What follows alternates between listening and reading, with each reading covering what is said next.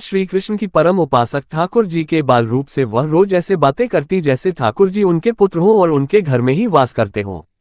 एक दिन कर्मा बाई की इच्छा हुई कि ठाकुर जी को फल मेवे की जगह अपने हाथ से कुछ बनाकर खिलाऊं। उन्होंने जगन्नाथ प्रभु को अपनी इच्छा बतलाई। भगवान तो भक्तों के लिए सर्वथा प्रस्तुत हैं। प्रभु जी बोले, माँ, जो भी बनाया हो वही खिला दो, बहुत भूख लगी है। कर्मा बाई ने खिचड़ी बनाई थी। ठाकुर जी को खिचड़ी खाने को दे दी। प्रभु बड़े चाव से खिचड़ी खाने लगे और कर्मा बाई ये सोचकर भगवान को पंखा झलने लगी कि कहीं गर्म खिचड़ी से मेरे ठाकुर जी का मुंह ना जल जाए। संसार को अपने मुख में समाने वाले भगवान को कर्मा बाई एक माता की तरह पंखा कर रही हैं और भगवान भक्त की भावना में भाव विभोर हो रहे हैं। भक्त वत्सल भगवान ने कहा, माँ, मुझे तो खिचड़ी बहुत अच्छी लगी। मेरे लिए आप रोज खिचड़ी ही पकाया करें, मैं तो यही आकर खाऊंगा। अब तो कर्मा बाई जी रोज सुबह उठती और सबसे पहले खिचड़ी बनाती, बाकी सब कुछ बाद में करती थी। भगवान भी सुबह सवेरे दौड़े आते ही कहते, माँ, जल्दी से मेरी प्रिय खिचड़ी लाओ। प्रतिदिन का यही क्रम बन गया। भगवान सुबह सुबह आते, भोग लगाते और फिर चले जाते। एक बार एक महात्मा कर्मा बाई के पास आया। महात्मा ने उन्हें सुबह सुबह खिचड़ी बनाते देखा तो नाराज होकर कहा, माता जी, आप ये क्या कर रही हो? सबसे पहले नहा धोकर पूजा पाठ करनी चाहिए, लेकिन आपको तो पेट की चिंता सताने लगती है।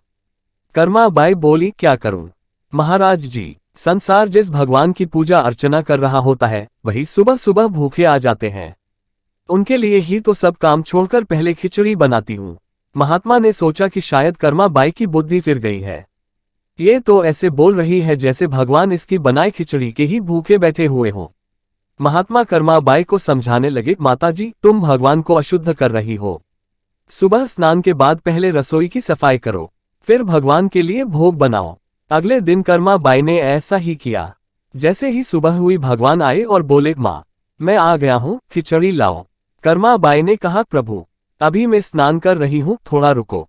थोड़ी देर बाद भगवान ने फिर आवाज लगाई, जल्दी करो माँ, मेरे मंदिर के पट खुल जाएंगे, मुझे जाना है। वह फिर बोली, अभी मैं रसोई की सफाई कर रही हूँ प्रभु। भगवान सोचने लगे कि आज माँ को क्या हो गया है, ऐसा तो पहले कभी नहीं हुआ। फिर जब कर्मा बाई ने खिचड़ी परोसी तब भगवान ने झटपट करके जल्दी जल्दी खिचड़ी खाए। परंतु आज खिचड़ी में भी रोज वाले भाव का स्वाद भगवान को नहीं लगा था।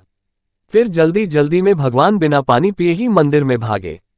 भगवान ने बाहर महात्मा को देखा तो समझ गए, अच्छा तो ये बात है, मेरी माँ को ये पट्टी इसी ने पढ़ाई है। अब यहाँ ठाकुर जी के मंदिर के पुजारी ने जैसे ही मंदिर के पट खोले तो देखा भगवान के मुख पर खिचड़ी लगी हुई है। पुजारी बोले, प्रभु जी, ये खिचड़ी आपके मुख पर कैसे लग गई है? भगवान ने कहा, पुजारी जी, मैं रोज मेरी कर्मा बाई के घर पर खिचड़ी खाकर आता हूँ। आप माँ कर्मा बाई जी के घर जाओ और जो महात्मा उनके यहाँ ठहरे हुए हैं उनको समझाओ, उसने मेरी माँ को गलत कैसी पट्टी पाई है। पुजारी ने महात्मा जी से जाकर सारी बात कही कि भगवान भाव के भूखे हैं।